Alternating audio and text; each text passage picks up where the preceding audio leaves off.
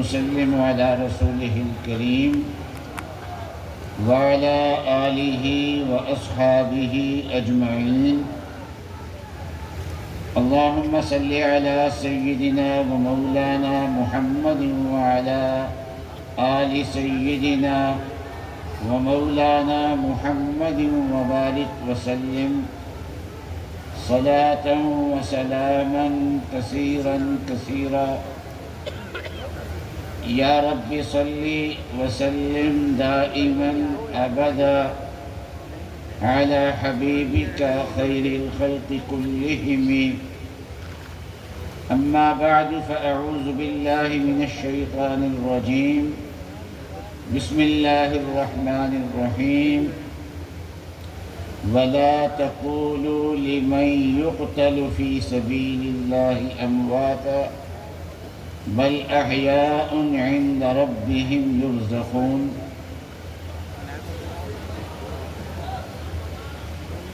صدق اللہ العظیم وصدق رسولہ النبی الکریم. حضرات علماء کرام، مشائخ اعظام، آج ہم سالانہ شہادت کانفرنس میں شریک ہیں، اور اس کانفرنس کی تاریخ، اس کانفرنس میں موجود بہت سارے حضرات کی عمر سے زیادہ ہے، اور یہ کانفرنس یہ کارخانہ بازار کی انجمن حنفیہ اور ان کی سرپرستی کرنے والے خطیب یورپ و ایشیا حضرت مولانا ضیاء القاسمی صاحب رحمۃ اللہ علیہ، یہ ان کی یادگار ہے اور ان کا قائم کردہ صدقہ جاریہ ہے. اور ہر سال مجھے یہاں حاضری کی توفیق ملتی ہے، اور ہر مرتبہ الحمدللہ اس کانفرنس میں شرکت اور جوش و جذبہ پہلے سے بہتر نظر آتا ہے. شہادت وہ اونچا مقام ہے جس مقام کی تمنا جناب رسول اللہ صلی اللہ علیہ وسلم، جن کو اللہ تبارک و تعالیٰ نے کائنات کے سارے عالی مقام عطا فرما دیے، اور جن کو اللہ تبارک و تعالیٰ نے تمام انبیاء کا امام بنایا، اور جن کے لیے اللہ تبارک و تعالیٰ نے تمام انبیاء علیہ السلام سے عہد لیا ہے کہ اگر وہ تمہارے زمانے میں آئیں تو تم نے ان پہ ایمان بھی لانا ہے اور ان کی نصرت بھی کرنی ہے. یوں کہہ لیجئے کہ باقی انبیاء علیہ السلام نبی تھے، اور ہمارے سرکار دو عالم صلی اللہ علیہ وسلم نبی الانبیاء تھے. اپنی امت کے تو نبی تھے ہی، پچھلے انبیاء علیہ السلام کے بھی حضرت صلی اللہ علیہ وسلم نبی، اور قیامت کے دن میدان محشر میں تمام اولاد آدم کے سردار حضرت صلی اللہ علیہ وسلم ہوں گے. اور اللہ تبارک و تعالیٰ نے ایک مقام رکھا ہے، جس مقام کا نام مقام شفاعت ہے. وہ مقام ایسا ہے کہ اس مقام پہ کھڑے ہو کے سفارش کرنا تمام انبیاء علیہ السلام معذرت کریں گے، اور سرکار دو عالم صلی اللہ علیہ وسلم باقی انبیاء علیہ السلام یہ کہیں گے کہ اگر ہم تمہاری سفارش کرنے کے لیے اللہ کی بارگاہ میں حاضر ہوئے تو اللہ تعالیٰ نے ہم سے ہمارے کسی عمل کے بارے میں سوال کر لیا، تو ہم وہاں پر کیا جواب دیں گے؟ اور پھر ساتھ یہ کہہ دیتے تھے کہ نفسی نفسی نفسی، کہ مجھے آج اپنی فکر لگی ہوئی ہے، اپنی فکر لگی ہوئی ہے، دوسروں کی شفاعت کرنا جس کو شفاعت کبریٰ کہتے ہیں، یہ ہمارا مقام نہیں۔ لیکن یہ ساری دنیا جب نبی اقدس صلی اللہ علیہ وسلم کے پاس پہنچے گی تو حضرت صلی اللہ علیہ وسلم فرمائیں گے کہ ہاں، آج اس مقام پہ میں ہوں اور مجھے اللہ تبارک و تعالیٰ کی طرف سے اجازت ہے اور میں اللہ کی بارگاہ میں پیش ہو کے سفارش کر سکتا ہوں۔ اور سارے انبیاء علیہ السلام اس بات سے اللہ کی عظمت کے سامنے لرزاں ہیں کہ کہیں اللہ تعالیٰ ہماری کسی بات کا سوال نہ کر لیں، لیکن مجھے آج اس کا کوئی اندیشہ نہیں ہے کہ اللہ تعالیٰ مجھ سے میرے کسی عمل کے بارے میں سوال کرنے، اس لیے کہ دنیا کے اندر اللہ تعالیٰ نے مجھ سے وعدہ فرما لیا تھا لِيَغْفِرَ لَكَ اللَّهُ مَا تَقَدَّمَ مِن ذَنبِكَ وَمَا تَأَخَّرَ وَيُتِمُّ نِعْمَتَهُ عَلَيْكَ۔ رسول اللہ صلی اللہ علیہ وسلم نے فرمایا کہ جب اذان ہو نا تو اذان کا جواب دو، اور اذان کا جواب دینے کے بعد ایک بار مجھ پہ درود شریف پڑھو۔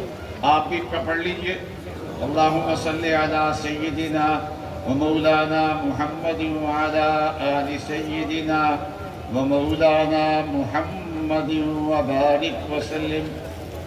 تو فرمایا کہ اس کے بعد میرے لیے اللہ تعالیٰ سے مقام محمود کی دعا کرنا۔ وہ مقام محمود ہے کیا؟ فرمایا کہ کائنات میں سب سے عالی ایک مقام ہے جو اللہ تبارک و تعالیٰ نے اپنی مخلوقات میں سے صرف اپنے ایک محبوب بندے کو دینا ہے، وہ ایک محبوب بندہ میں ہوں۔ دنیا میں سارے عالی مقام آپ کو حاصل، میدان محشر کے سارے عالی مقام آپ کو حاصل، عالم برزخ کے سارے عالی مقام آپ کو حاصل، میدان محشر کے سارے عالی مقام آپ کو حاصل۔ ان سارے مقامات کے باوجود ایک چیز ایسی ہے جس کی حضرت صلی اللہ علیہ وسلم تمنا فرما رہے، اور صرف تمنا نہیں فرما رہے بلکہ بار بار وہ مقام ملے اس چیز کی تمنا فرما رہے۔ وہ کیا؟ فرمایا کہ وَدِدْتُ أَنْ أُقْتَلَ فِي سَبِيلِ اللَّهِ ثُمَّ أُحْيَا ثُمَّ أُقْتَلْ ثُمَّ أُحْيَا ثُمَّ أُقْتَلْ۔ فرمایا کہ میں تمنا کرتا ہوں کہ اللہ کے راستے میں مجھے قتل کیا جائے، پھر میں دوبارہ زندہ ہو جاؤں، پھر اللہ کے راستے میں قتل کیا جاؤں، پھر میں دوبارہ زندہ ہو جاؤں، پھر اللہ کے راستے میں قتل کیا جاؤں۔ میں اس چیز کی تمنا کرتا ہوں۔ تو اندازہ فرمائیے کہ محبوب رب العالمین، سارے جہانوں کے سردار، سارے عالی مقامات کے آپ مالک، لیکن اس کے باوجود تمنا کر رہے ہیں اور بار بار کی تمنا کر رہے ہیں، اس سے اندازہ لگائیے کہ مقام شہادت جو ہے یہ کتنا عالی مقام ہے۔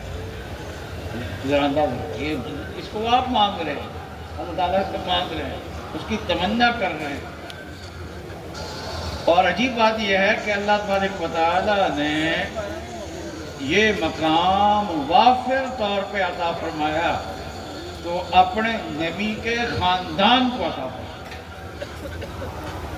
صرف کربلا میں حضرت علی مرتضیٰ رضی اللہ تعالیٰ عنہ کے 5 بیٹے شہید ہوئے، ایک موقع حضرت علی رضی اللہ تعالیٰ عنہ شہید ہوئے۔ یہ شہادت کا مقام حضرت صلی اللہ علیہ وسلم کے محبوب چچا حضرت حمزہ نے پایا۔ یہ عالی مقام ہے اور یہ مقام، یہ ہر قتل ہونے والا جو ہے وہ شہید نہیں ہے، صاحب ایمان شہید ہوتا ہے۔ اور دوسرا، قرآن نے 2 جگہ شہیدوں کا تعارف کرایا۔ ایک جگہ وَلَا تَقُولُوا لِمَن يُقْتَلُ فِي سَبِيلِ اللَّهِ أَمْوَاتٌ، کہ جو اللہ کے راستے میں شہید ہو جائے ان کو مردہ نہ کہنا۔ اور دوسری جگہ ارشاد فرمایا وَلَا تَحْسَبَنَّ الَّذِينَ قُتِلُوا فِي سَبِيلِ اللَّهِ أَمْوَاتًا، کہ جو اللہ کے راستے میں قتل ہو جائے تو ان کے بارے میں مردہ ہونے کا گمان بھی نہ کرنا چاہیے، سوچنا بھی نہیں۔ دونوں جگہ جو لفظ بولا گیا ہے وہ فی سبیل اللہ ہے، اللہ کے راستے۔ تو معلوم یہ ہوا کہ ہر جان دینا شہادت نہیں، اللہ کے راستے میں جان دینا یہ شہادت۔ اور امام حسین رضی اللہ تعالیٰ عنہ کا شہید ہونے میں سب کا اتفاق، ان کی شہادت کو سب سلام کرتے ہیں۔ تو حضرت علی رضی اللہ تعالیٰ عنہ شہید ہوئے کفار سے مقابلے کر کے، حضرت حمزہ شہید ہوئے کفار سے مقابلہ کر کے، احد میں 70 صحابہ شہید ہوئے کفار سے مقابلہ کر کے۔ تو معلوم یہ ہوا کہ ایمان و کفر کا جہاں پر مقابلہ آ جائے تو وہاں جو ایمان کی جانب میں کھڑا ہو کے جان دے دے وہ شہید شمار ہوتا ہے، وہ اللہ کے راستے میں شمار ہوتا ہے۔ اسی طریقے سے مسلمان اگر ظالم بن جائیں، ظلم کا راستہ اختیار کر لیں اور امام حسین ان کے مد مقابل آ کے کھڑے ہو جائیں اور اپنی جان کی قربانی پیش کر دیں، تو جیسے کافر کے سامنے ڈٹ جانے سے انسان اگر جان دے دے تو وہ شہید ہے، ظالم کے مقابلے میں انسان ڈٹ جائے اور اپنی جان دے دے تو وہ بھی شہید ہے۔ حضرت امام حسین نے یہ ہمیں سبق دیا ہے۔ اللہ تبارک و تعالی اس سبق کو ہمیشہ یاد رکھنے کی توفیق